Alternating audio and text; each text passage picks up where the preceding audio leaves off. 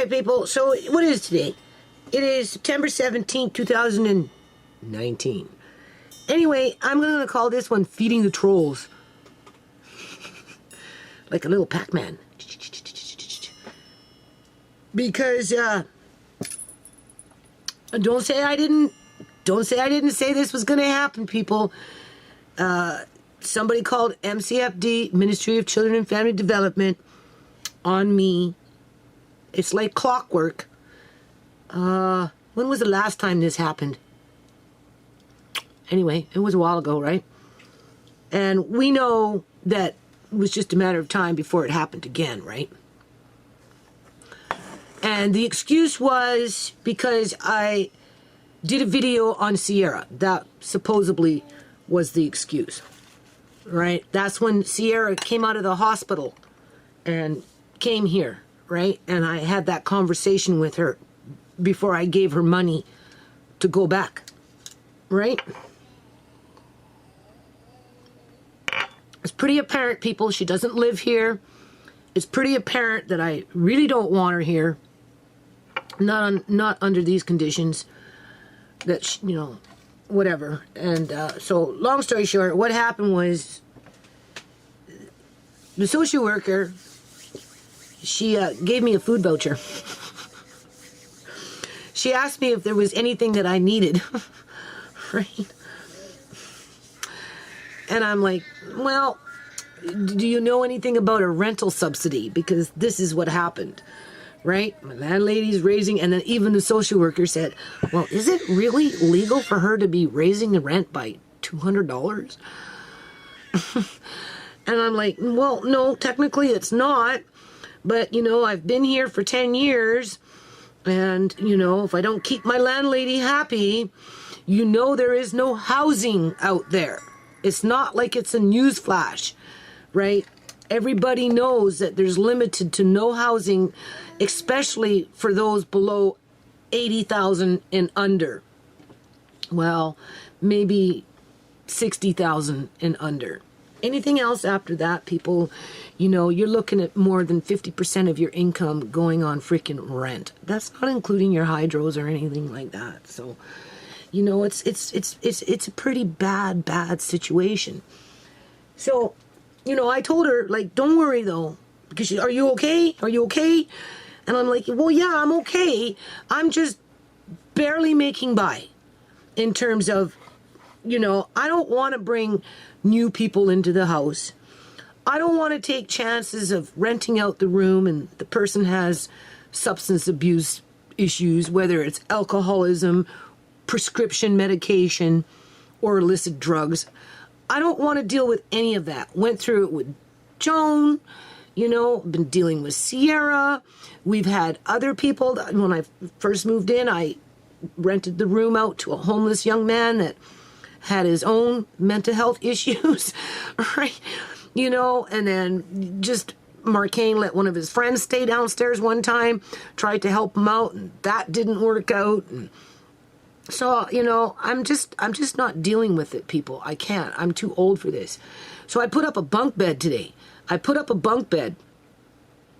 And I said to Tisha, like, I'm 60 years old putting up a bunk bed. Like, I thought those days were over. Right? I'm serious. I thought those days were over.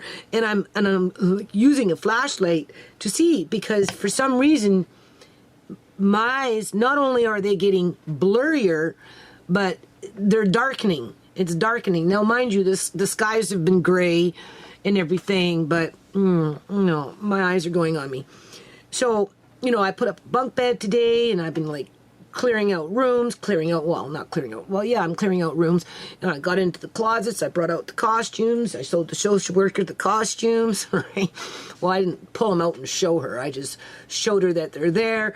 I showed her the fabric for the cloth diapers, right? You know, like, and to reassure that I'm okay, just because I lost a tenant. What it does, people, is it keeps me trapped with just barely making it, you know, and then what happens is I juggle bills, right? You know, where one month I won't pay the full amount on CIBC Bank. I won't pay $325. I'll pay maybe $125, and I'm $200 behind. So the next bill that comes in is for $525, right? And so on, right? That's juggling. So she said, well, okay, well, I can't help you with, what is it called? Any rental assistance, because the only kind of rental assistance for people that in need of rental assistance are for people that are not on welfare. And I'm on welfare, so I'm allowed $575 for my rent and my hydro. $575 for rent and hydro with 2 dependent children, with one of them handicapped. But because I'm already established, people, I've been here for 10 years. I have food in the house, right? You know, for the most part, right?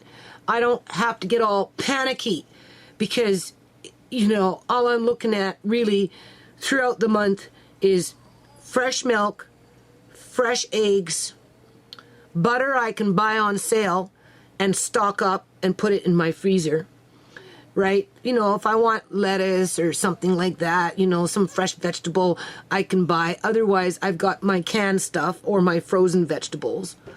And depending on what time of the year it is, there's always stuff growing in the yard. Like I've got tomatoes on the vine ripening in the rain right now, which I actually need to go out and pick a couple of them because it's raining. I had to go get the grapes. For some reason, it's been raining, and the grapes have been falling, and half the grapes are gone. And so now I'm in the rain cutting off the grapes. I'm bringing the grapes in. I'll probably just make grape juice with them, right? Save the seeds and send off the seeds in the mail with the books when I get around to sending off these books, which should be soon because my sewing table is half cleared off now.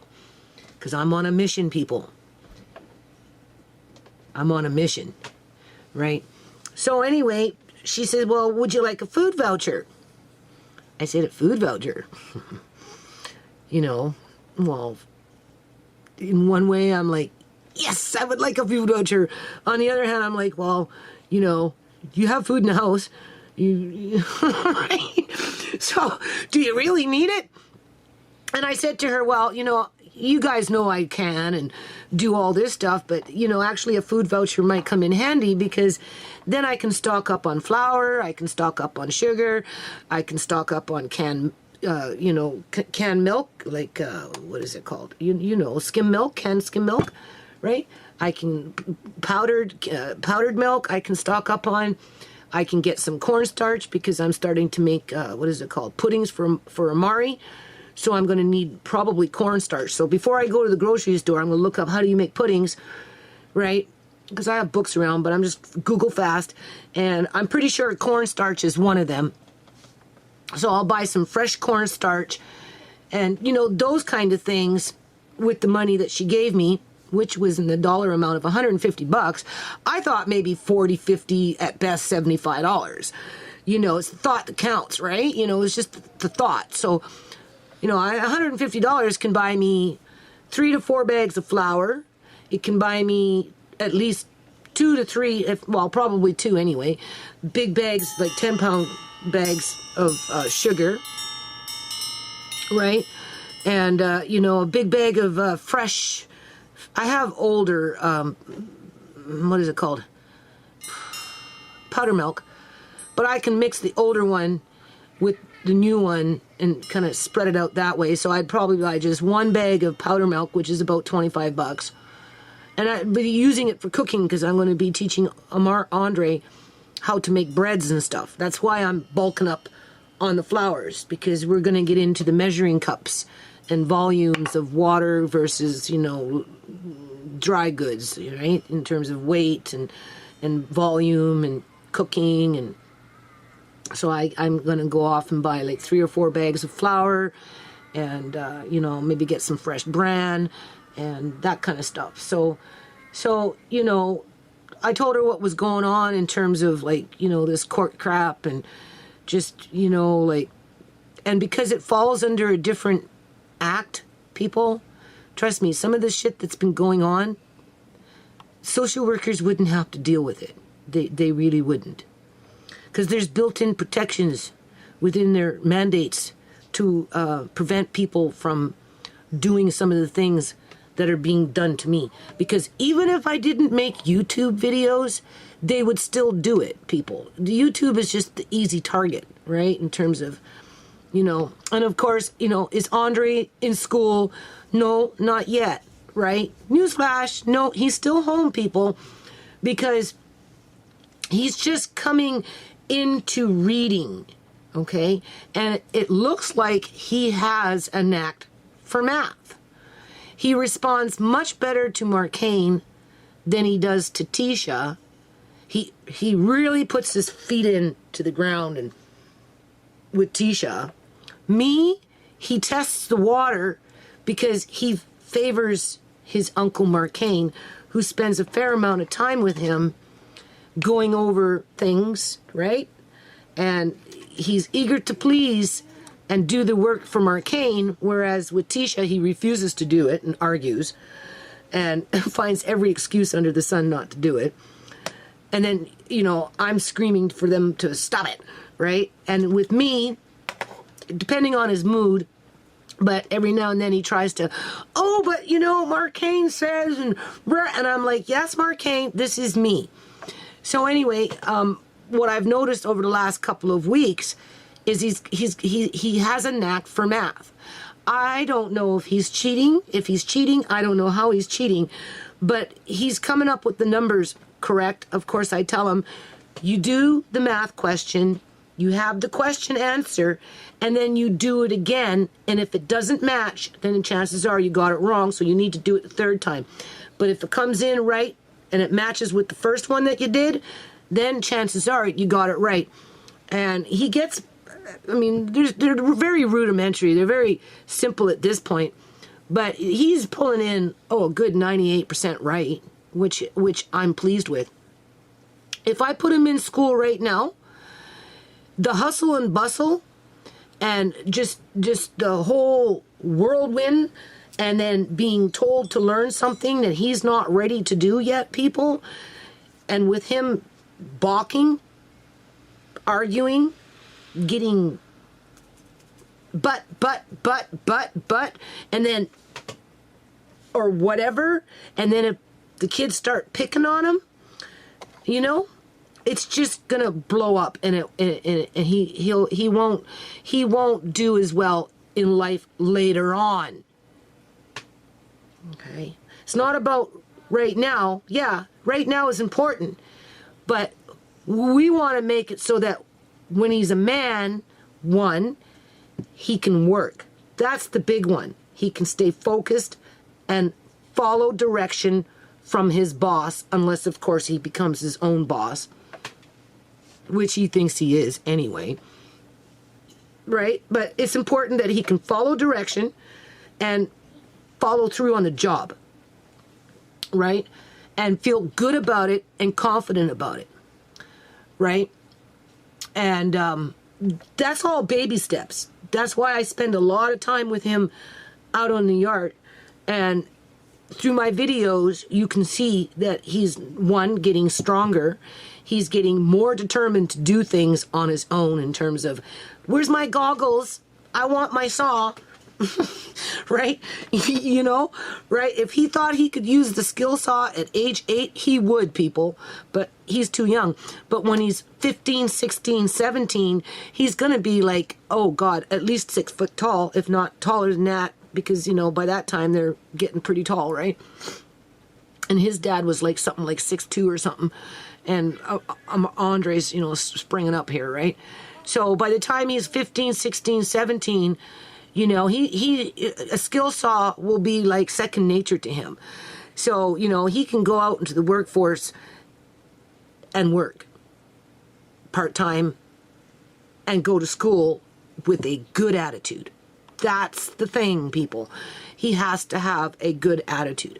And being that he seems to have a knack for math, well, what are carpenters good at? Carpenters are good at math, right?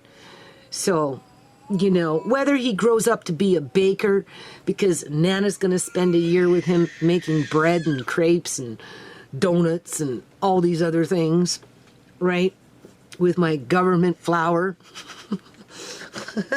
Right? Well, it came from the government, right? I'm buying 4 or 5 bags of flour, right?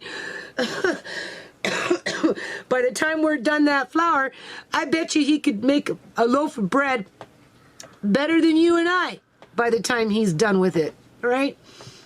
And he'll know the math around it, right? Put him in school. I seen it happen with Marcane. When Marcane went to school, now Marcane's a little different, right? He went into grade 2.5. He did kindergarten, grade 1. He was in grade 2 at home. And what happened was, all my kids were home doing homeschooling. And I guess Brooks wanted to go back to school to go play football or something. I don't know. Something happened. So I said, okay, you can go. And then Sierra wanted to go back. This is important because Sierra wasn't ready to go back. Sierra was in school until grade 2. She didn't absorb anything, people. This is Andre's mom. Dyslexia, whatever it is, something was wrong. And the way they taught her the alphabet and sounding out the letters and, with the visualization as the apple, ball, it was more like they gave her like a card with a clock on it to go tick tock, which would represent letter T. So when it came time to transfer over the sounds to the letters, she couldn't do that because in her mind she was still looking at the clock. So she could never form words and read, and so it got to the point where when she was in grade 2, they said, okay, that's it, we want to put her on drugs. I said, drugs? I said, no, you're not putting Sierra on drugs. And that's, well, if you can't put her on drugs, then you can't have her in school. I said, then fine, I'll take her out of school. And that's what I did, people. And then for the first year, I didn't really push her too much on anything. And then I started from the very, very, very, very, very basics, apple, blah, to try and re-educate what she never got the first time. And it took her a long time. And then by the time Brooks wanted to go back into school, right, for whatever reason, she wanted to go back into school, right? And then it became like a little soul train. Everybody wanted, I want to go to school too, Marcane. I want to go to school too. But Marcane, he was halfway through grade 2, people. Halfway through grade 2, because he went back into the system in grade 2 at the halfway mark. He was reading old English novels, I'm telling you, that were like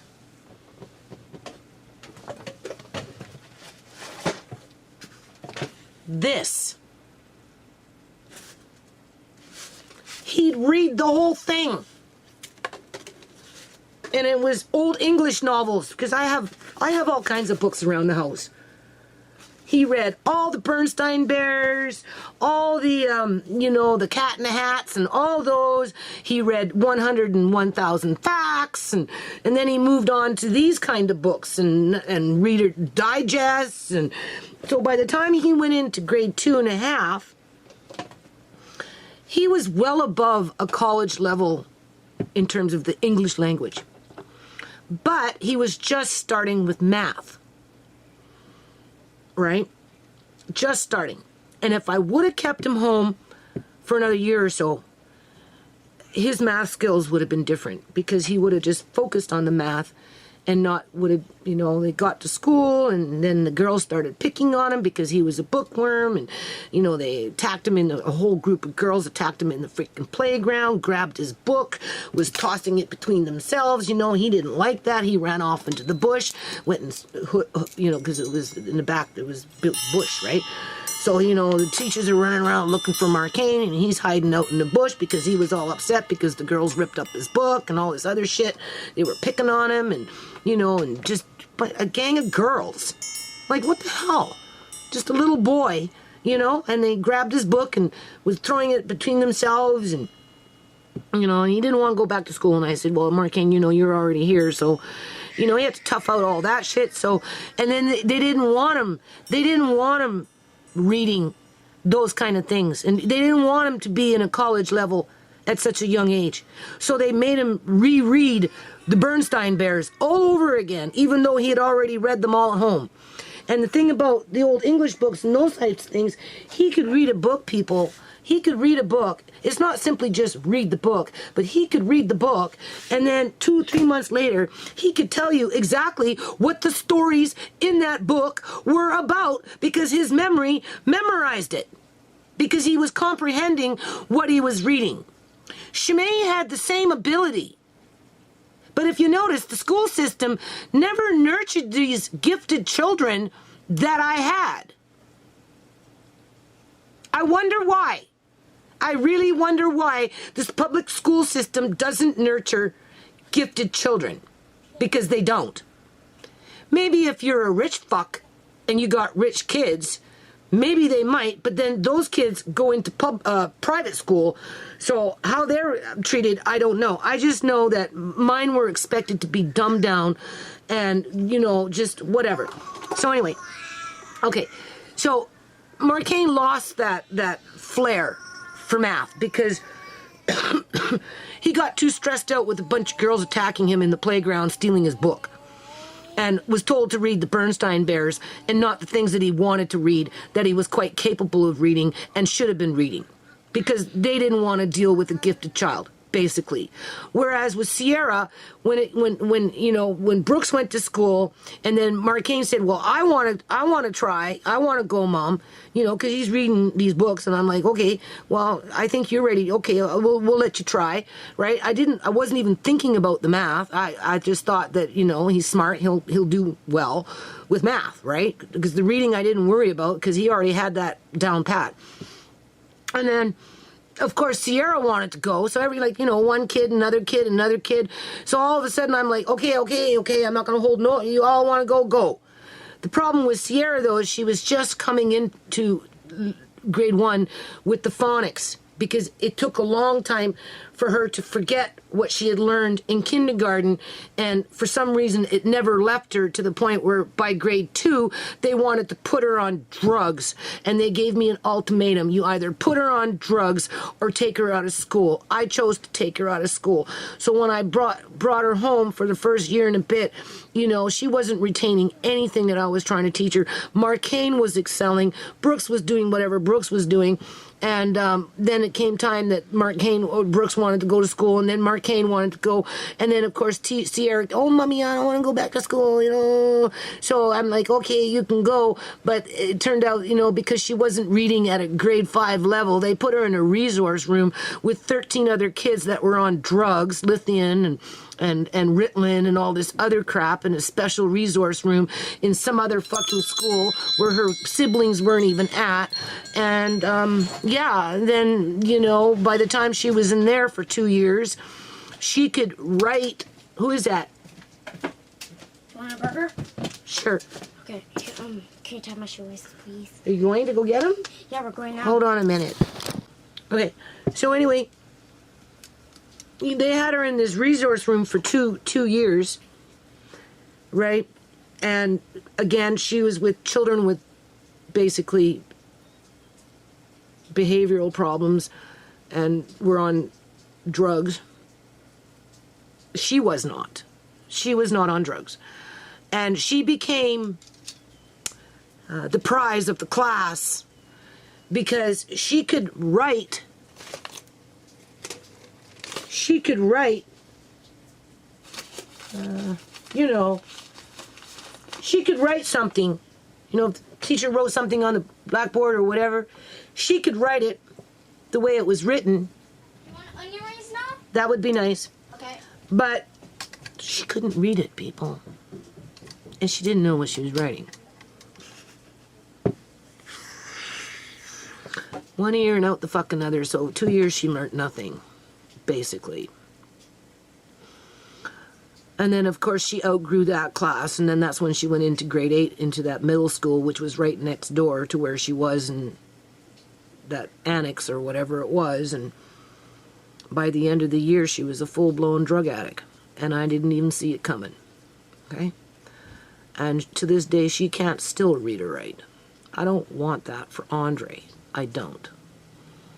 I sent her in too soon. I should have kept her home for a little while longer just so that she could have got a handle on the phonics. But because I was being bum rushed by my kids, you know, and I didn't want to hold them back, people. I wasn't trying to, I didn't want to deprive them of an education. I didn't want to deprive them of their childhood. I said, okay. And look what it got me, all right? If I would have kept home Marcane for another year or two and let him really hunker down with the math because he was far out excelled the English language, he probably either would have been a mathematician, a scientist, or a freaking brain doctor. Okay? Same thing with Shimane. Shimane went into kindergarten. By the 9th month, you know what happened? The kindergarten teacher, who happened to be a new teacher, smacked Shimane on the face in the playground to the point where Shimane didn't want to go back to school and refused to go to school and dug her heels into the ground where she just wouldn't fucking go. So eventually I just said, okay, fine, you can stay home. And then I kept her in for grade 1. And then we moved when she was grade 2 or something like that. I let her go back for a bit, and she just latched on and excelled. At first, maybe she was a little behind, but within a month or two, she was far past where she needed to go because it was already building. And by the time, well, she says 12. I remember buying that piano before she was 12. But I guess she really started to learn how to play the piano, who she taught for herself. She taught herself how to read music. She taught herself how to play music. Okay? She did that for herself, people. And started that because I was reading in one of her monologues at age 12, even though I had bought that piano for her a little sooner than that. So I think maybe she got her timeline wrong, because she started pretty early. Or maybe the piano just sat there and did nothing for a year or two until she decided to look at it and poke around and discovered that she was a genius. And then what happened was, for Shimane, I moved out of the shanty shack, and then she transferred to another school. And then what happened was, she hooked up with a native girl who had issues. And because the native girl had issues and was causing problems at school, and Shimane was a loyal friend, Shimane felt that she had to side with her with her friend, and kind of, when Shimane got nervous when she was younger, and even when she was older, she used to smile, like in her videos where you see her, holding off that man, that scoundrel, and she's smirking. It's only because she was nervous. And so when the teacher was ragging on her about, sticking up for her friend, she was like, well, and being smirky, and they didn't like that. And next thing you know, they're calling me in, and they're suspending her because they accused her of posturing and being sarcastic. And I said, you people are fucking stupid. Like, you're fucking stupid. And I just pulled her out. And then I guess that's when she really just hunkered down and started playing piano, because she would have been around 12 at that time. 11, 12, something like that. And then I made the mistake of having this girl come to my house because nobody wanted her, and she needed a place to live. So the mother called me up and said, look, can you look after my daughter for a little while? Because, ministry has no home for her. I can't have her. She's out of control, blah, blah, blah. Please, please, please. She seems to get along with Shimane, blah, blah, blah. So I agreed. So now I have this problematic 12-year-old living in my house, right? Whatever.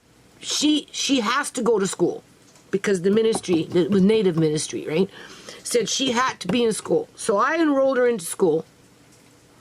And because she was going to school, Shimane now wants to go to school. So I said, okay, you can go now. You've been home for a while. That part of your life is gone. It's in the past, right? You can read and write, and I know you like school, and go. So she went to school in her district, Well, this girl who was living with us, I was looking after her. She was just, a troubled teen. Well, she wasn't a troubled teen. She was a troubled adolescent. Was going to the same school, but she started causing problems. Big problems. To the point where I'd call up the ministry saying, come get this girl. I can't look after her anymore. I'd phone up the mother. You need to come get your daughter. She's out of control. Now I know what you're talking about. I can't help her. I tried. And she was influencing Shimane. And then it got to the point where the girl was finally left with, the workers or whoever took her, right? And placed someplace else. But then she started stalking Shimane. Literally stalking Shimane. To the point where Shimane had to leave the school, people, and come back home and do homeschooling. As I'm calling up the ministry, telling them they need to get a handle on this girl because she's stalking my fucking house. For some reason, she just stalking Shimane. So then Shimane was homeschooled again because of that incident, right? Like, she couldn't even go to the school because if Shimane tried to register into another school, that fucking girl registered in that school, was following her around from school to school. I said, fucking just stay home. That's enough already. And then by the time she turned grade 10, Mom, I'm going to go back to school. I said, okay, well, you're smart. I'm sure you'll do fine. By the time she was in grade 12, she was marking the papers with the teacher because she was at that top honor roll class. And the point is, people, is the school system had her and they did nothing with her. They smacked her in the face when she was in kindergarten and then sat up there and tried to tell me that she was lying because they didn't want to take responsibility for what their teacher did to my 5-year-old child in a playground, of all things. Then they turned around and they accused her of having other issues in grade 5 for standing up for some Native child that obviously had some kind of issues, and versus working with Shimane as an individual and nurturing her talents, they accused her of being a troublemaker and suspended her. And I said, fuck you. And then when they had her again, they couldn't control that other child who obviously did have severe mental issues at an early age for whatever reason. And instead of catering to Shimane, who wanted to be there and learn, they were putting up with the other girl to the point where Shimane couldn't go to school and ran out of there to get away from that girl. But she made it. By the time she got into grade 12, she was an honor student. But that was taken care of by the public union sector, who just chop off the knees, chop off the knees, chop off the knees, chop off the knees, to the point where she's now dead. And it was a waste of a life, people, except for the ones that got her organs. And that's the bottom line. Because Canadian children aren't valued. Right? You send kids to school, and it's a budget. Teachers have lost their flair for teaching. And when they do have the flair for teaching, the union itself operates on a whole different level as a colluded group. Because if they really had the better interest of the child, Marcane would have done better because of his IQ. Shimane certainly would have done better because of her IQ. And it just didn't happen. And Sierra certainly would have done better, even though she didn't have an IQ. Because she was targeted to be that generational addict that provides opportunity for the drug dealers that live in the big monster homes, right? It provides clientele for the prison system, right? Just the whole 9 yards. So anyway, Andre, you know, has his whole life ahead of him. And based on my experiences, people, my experiences, right? You know, I want him to be an honest, hardworking man that is educated to the best of his ability, where he feels confident to be a responsible human being, right?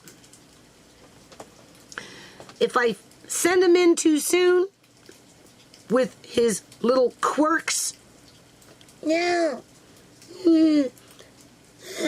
whatever, but, I say, Andre, you can't go to school saying but. If the teacher asks you to do this, you can't say but. And he'll be saying but 200 times a day at this point, people. And if they keep telling him that he's not good enough, because when he came home from foster care, it was already like that. The issue was there when he came home. I haven't quite bridged it yet. We haven't gotten over the bridge yet. But he was successful 2 days ago. Hold on a minute.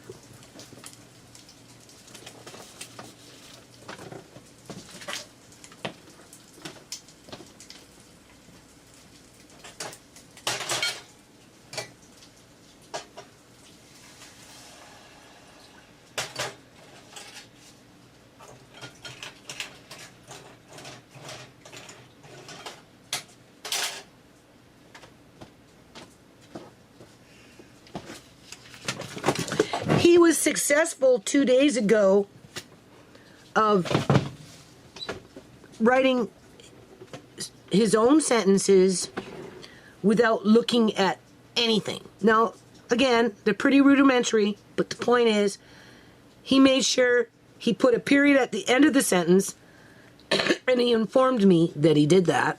And I'm like, very good, Andre. He made sure he used a capital with the word the at the beginning of the sentence. And he didn't look at any other place to find the words to make the sentence. And he did that on his own.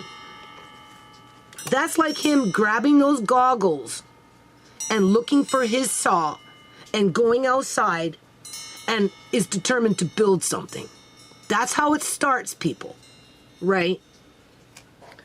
So, and the fact that he's good with math, and I can see it already, and everybody else is noticing it too, well, you know, let's just see what happens with that one. Let's just see what happens with that one. Because when he does go to school, it would be amazing if he ends up surprising us all and turns out to be like Shimane in terms of, like, you know, bringing in an honor roll in grade 12 versus being caught up with all the freaking fucking drama that goes on in these public institutions with these out of control kids that are like just, some of them are just off the wall, right? And it's not the public union sector's fault that these kids are off the wall. They're the ones having to deal with it. But after a while, it gets to be kind of obnoxious and it takes away from the educational process. Some kids come out okay. Other kids like Sierra don't. I can't afford to lose Andre to the don't part. Right? I don't want Andre having a terrible life like his mother. I don't. So, for anyone that wants to call MCFD because Andre is homeschooling still, you're more than welcome to do that because they already know. Right? And as for your last little antics, it didn't get you anywhere. Okay? And we know that you run on a time schedule, so I'm sure within the next 6 months, it will probably happen again, which I'm not too worried about, people. And I don't necessarily put it all, the onus on YouTube videos, because even if I didn't do YouTube videos, people have issues with the fact that I can live in a house for 10 fucking years, have a family, and still maintain. Whether I'm getting subsidized social assistance with the government or not, regardless, okay? It takes a strong person to keep a house together when you're losing loved ones in the manner that I've been losing them, due to no fault of their own or any of us, but because of other people's greed. And I just reminded the social worker today that I do work on a nonprofit, and I do, express what real families go through. And this just happens to be our life with our experiences. And if it helps a few people along the way when they're coming up into hard times or whatever, then that's good, right? And again, we got this other board director coming up in the ranks. We don't know what he's got up his sleeve yet. I've always, even though he's kind of slow on moving on things, lately it's my fault, though. I'm kind of holding him back. For the first couple of years, he didn't really do anything, right? And now I have to just finish up with some paperwork and hand it over to him, and we don't know yet what's going to happen with him, right? And where this nonprofit is going to go. But I just want people to know that it has honest roots, real roots, not fake shit, not spliced in and grafted in and, made to look something that it's not, So there you go.